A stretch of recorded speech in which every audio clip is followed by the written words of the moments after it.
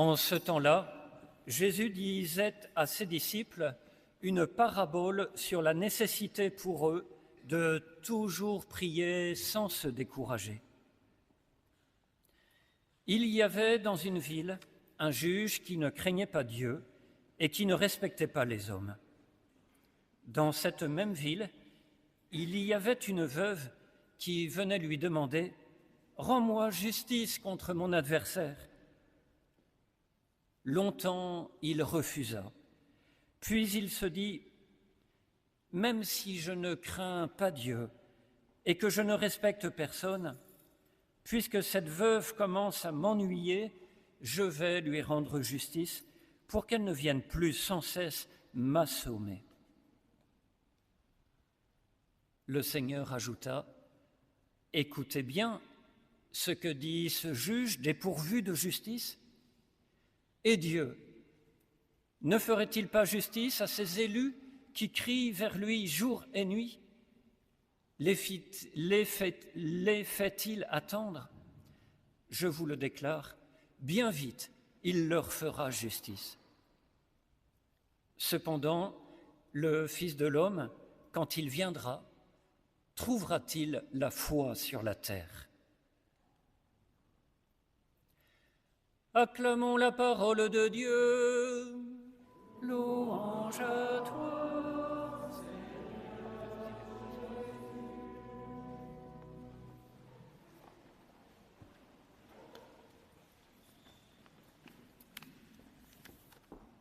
Mes amis, nous avons deux mains.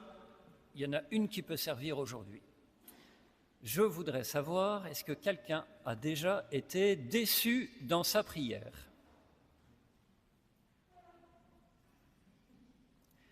Non, honnêtement. Quelqu'un aurait-il déjà prié et l'impression désagréable de ne pas être exaucé?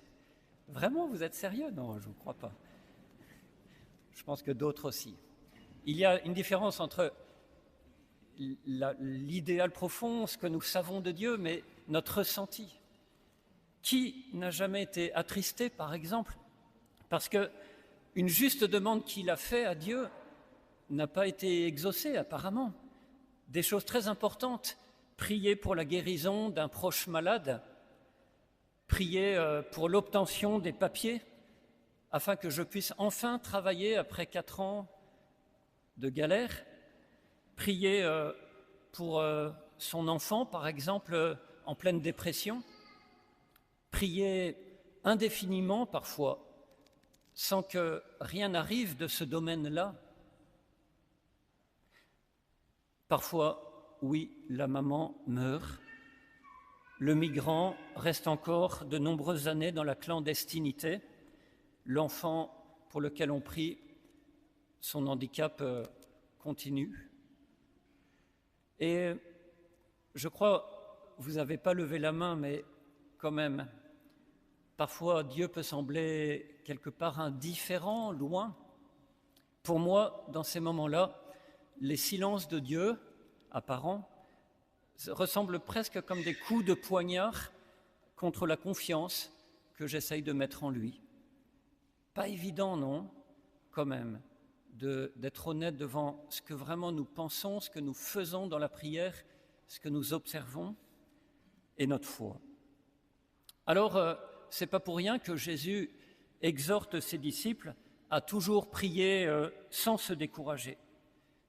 Preuve que ce problème que je viens d'évoquer d'aujourd'hui était à l'œuvre aussi au moment de Jésus et en fait depuis que tout homme est croyant.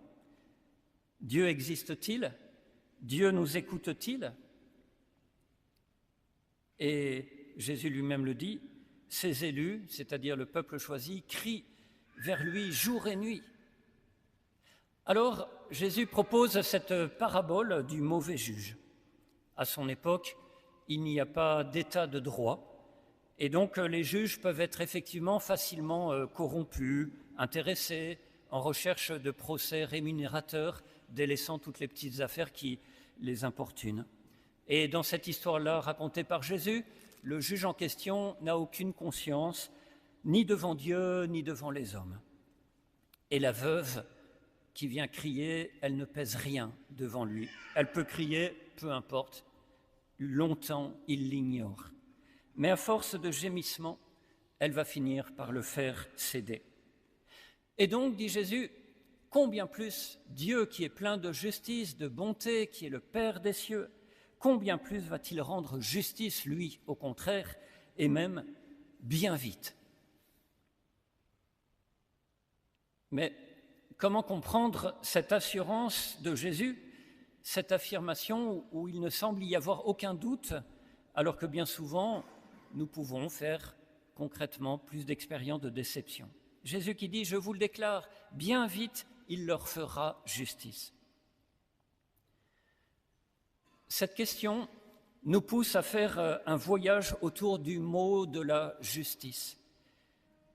Parce que l'accent de cette histoire est vraiment autour de cette question.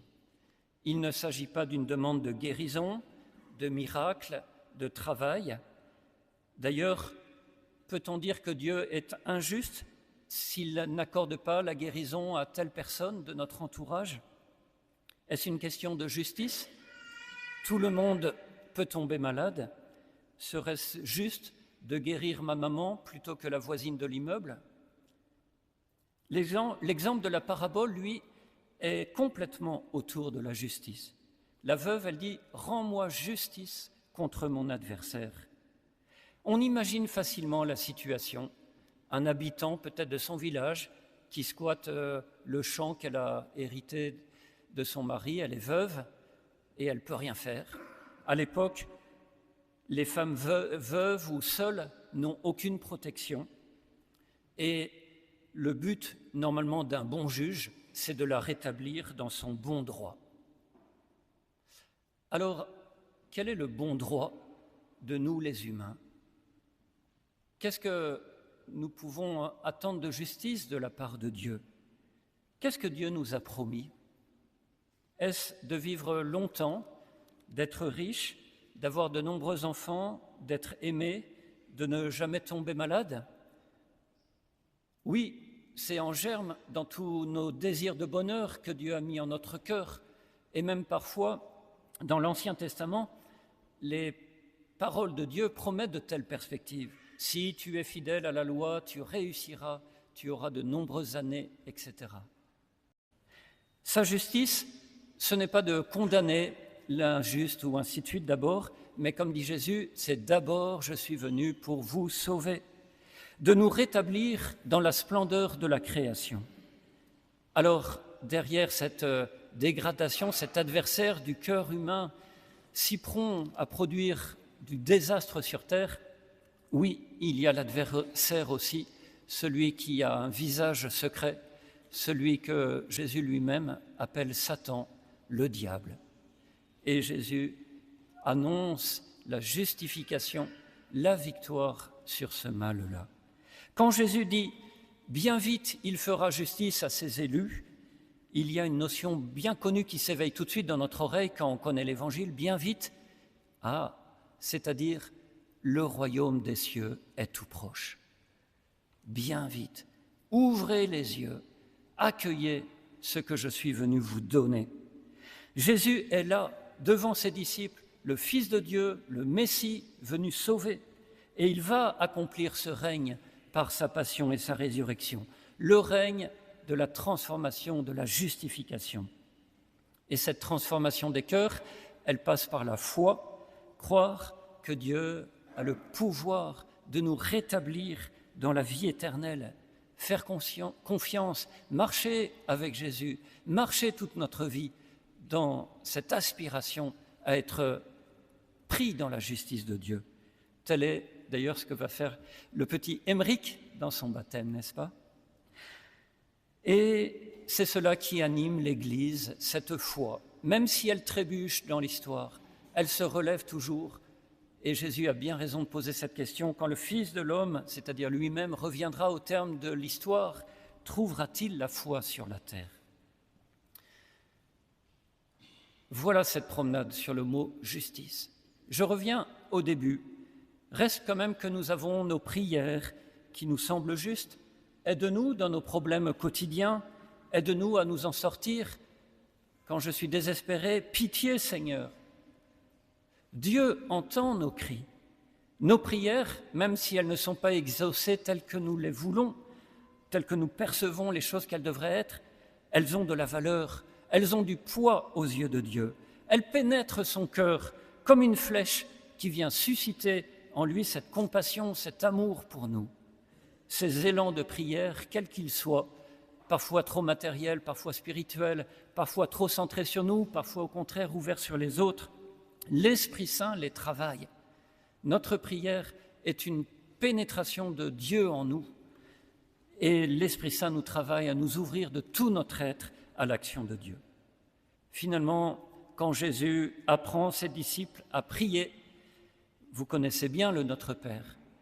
Il n'inclut pas tant de demandes concrètes. Il connaît bien pourtant qu'il y a des malades autour de lui, il passe son temps à les malades. Mais il ne dit pas dans le Notre Père, guéris ma fille, donne du travail à mon mari, sauve mon voisin de son alcoolisme.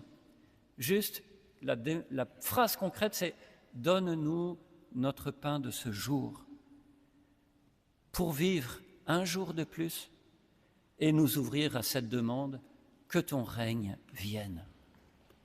Dans les pays en guerre, dans les hôpitaux, dans les soins palliatifs, dans les centres de rétention des migrants, dans les hôtels sociaux, dans les prisons, dans nos immeubles où des personnes vivent toutes seules, que ton règne vienne, que nos cœurs humains s'unissent pour partager ce fardeau, résoudre certaines inégalités, accompagner les maladies, le deuil, justice, ensemble, avec Dieu. Bien vite, il leur fera justice. Je termine juste en disant que ce bien vite de la part de Dieu nécessite en nous un autre bien vite. Bien vite, je me mets à ce service de la justice. Amen.